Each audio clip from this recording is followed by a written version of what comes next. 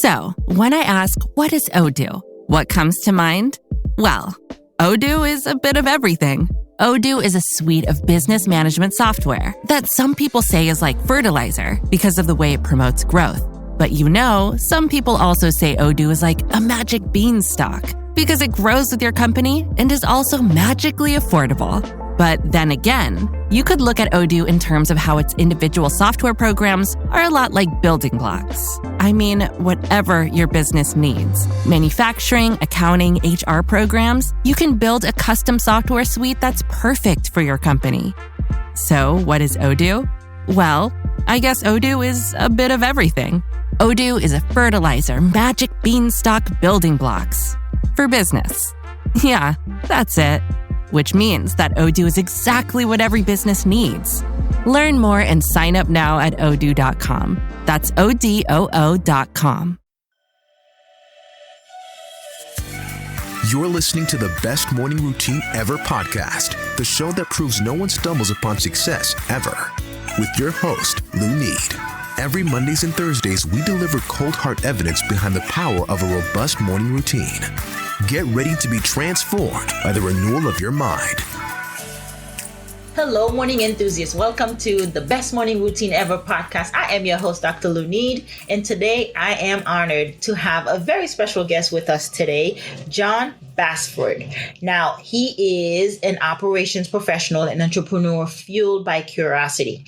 And we all have superpowers, but he believes this one is his superpower. And this one is really intriguing in every sense because he's just been working with venture-backed startups and global nonprofits, just optimizing operations for them. We imagine he's very, very well organized. So known for his curiosity-driven leadership, he helped organizations and individuals innovate and grow by embracing the power of inquiry. Now that's unique in every way. So I'm really excited to dive into this conversation. So with no further ado, Jon, welcome to the show. Thanks for having me. Of course, it's my pleasure. Now, I have not heard anyone uses curiosity. They say curiosity kills the cat. I have not heard anyone uses curiosity as their superpower to have done all you have accomplished with the companies you work with. Yeah, so I can't take credit for that. A colleague of mine introduced me to an expert he's an academic who his superpower is helping people define their superpowers. And actually through a series of conversations, the questionnaires, that sort of thing, labeled my superpower as curiosity. This was actually a couple of years ago, and I didn't really do anything with it. And then I was working with a branding company this past year on the growth of my company and my personal brand. And this is what came out of my kind of in-depth conversation with them. She's like, curiosity is your superpower. So I literally kind of took that and started leaning into that. When I think about my life from childhood, education, professional life, so much really has been driven by curiosity. Yeah. And by curiosity, I imagine you ask a lot of questions, a lot of the right questions. Yeah, I would say so now. When I was a younger kid, I was probably more on that stubborn, obnoxious side of being curious. But I often heard the phrase, you're going to be a great lawyer, or you should be a lawyer someday. I did end up going to law school, but did not become the lawyer. I ended up falling into other career paths. But yes, throughout life and in professionalism, everything, having enough knowledge and enough curiosity to ask the right questions really helps in understanding and solving problems. Yeah, I know Tony Robbins, he had a book, I forgot the title of it, but a really big chapter of it was asking the right questions to get the right answers, because they say there's no dumb questions, but I beg to differ, right? Because you got to know what you're looking for. It's the same thing with asking the subconscious the right questions so that you can find the answers that are deeply rooted in there, right? 100%. Tell us how you define curiosity-driven leadership. And I'd like to know how it's different from others, because we have narcissistic leaders, laissez-faire leaders, transactional, transformational, the whole shebang. But curiosity-driven leadership is new. Yeah, so curiosity-driven leadership for me is about having leaders who create an environment of discovery, curiosity, and intrigue. And they do that. They do that with themselves, right? Having a mindset for growth, having a mindset for intrigue, being able to create an environment where people are allowed to ask questions, to push back, give feedback, bring new ideas, and building a whole culture around that. one aspect of that is creating a culture around psychological safety, which Google actually did a study on this that actually found that that's the one key factor for groups and departments being productive and innovative. Yeah, it's the innovation, because when I hear you define curiosity leadership, I just hear innovation. I just hear it's a safe place to kind of go to the drawing board and kind of tinker away until you come up with a solution. Yeah, 100%. The old age of manufacturing and doing things on a supply line where, this is your job. You do this job, same job every day. The same car is going to come by every day, and you just do that one after the next. Today's world and how we operate in both personally and professionally, that's not the way things are. Things are constantly changing.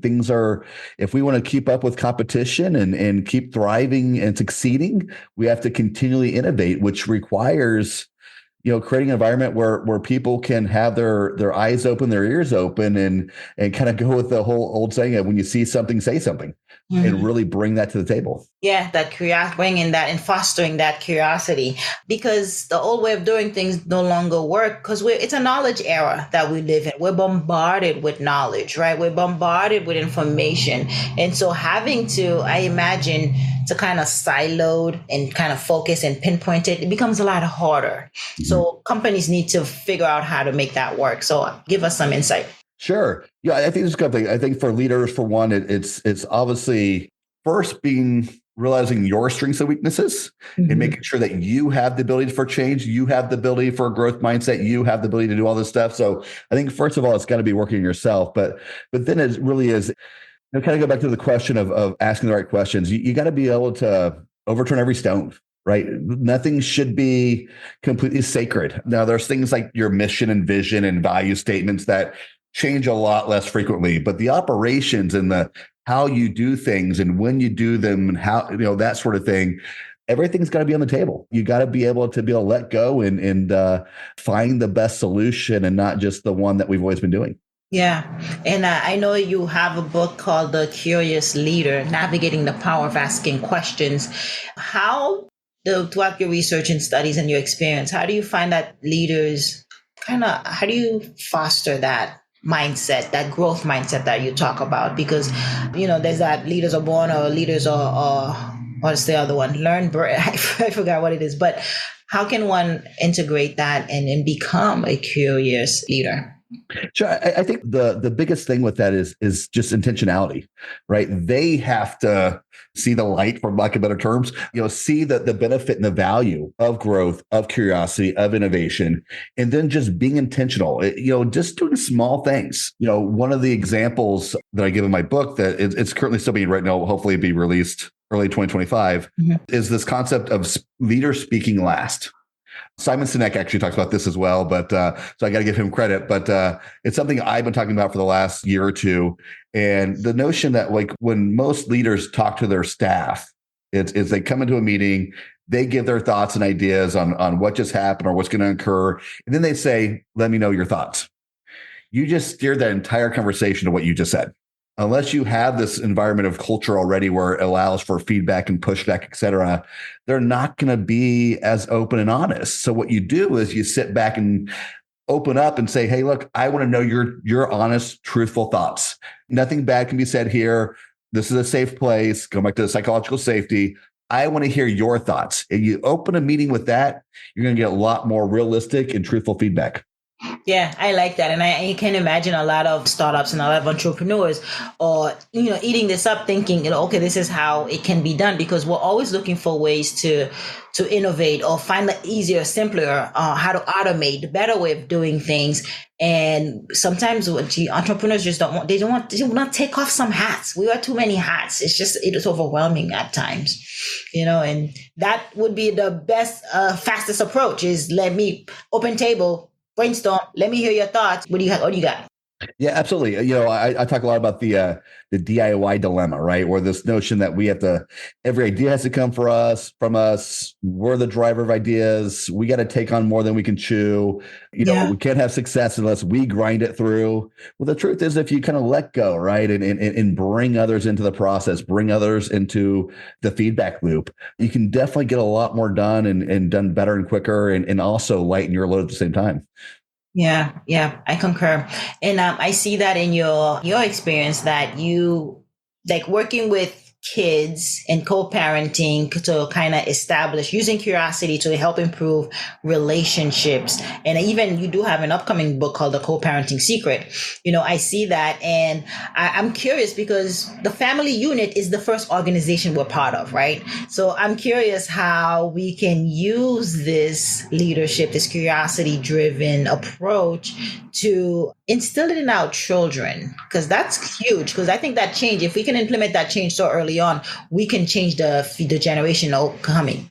Yeah, a couple things on that. I mean, this definitely brings in the curiosity, the point, DIY dilemma as well. I was a product of a divorced family, and for most people in my generation, it was you lived with one parent, usually mom. Mm-hmm. You saw your dad on every other weekends or whenever that was scheduled, and it was really one parent, right?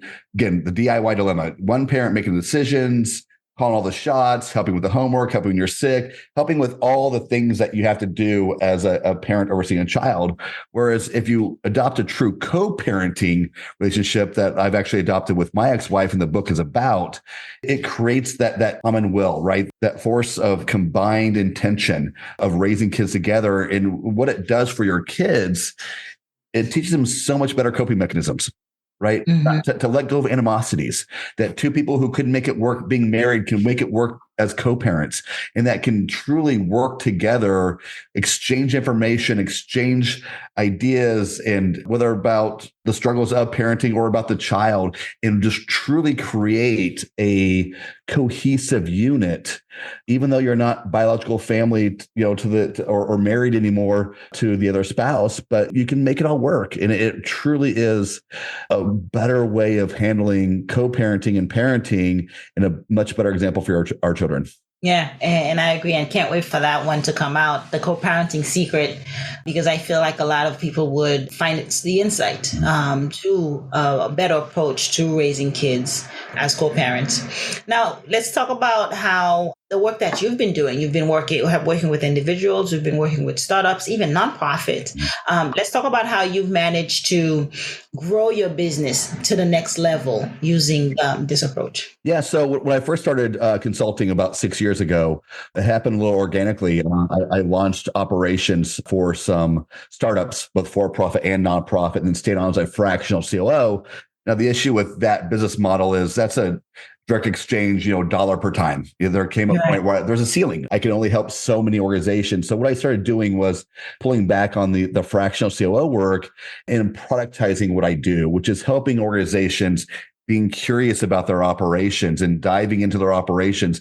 And instead of companies and organizations doing strategic planning by just wishful thinking of we want to do this or just doing more of the same, we help dive in and analyze where are the holes in your operations? Where are the areas in your operations that you need to fix or need to improve or just expand upon to hit the growth?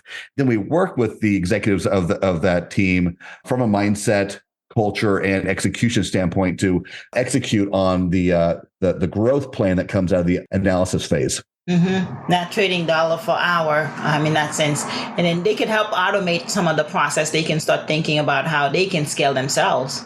Yeah, we're looking at everything. We put up the hood, and we look at the engine, the carburetor, the fuel lines, whatever it may be. We find places where they can market better and sell better. We find places where they need to improve their internal processes to just cut out the burdens that are pulling the CEO in to handle these type of problems or to do these tasks and duties versus focusing on growth and strategy where they should be. Yeah, that's phenomenal.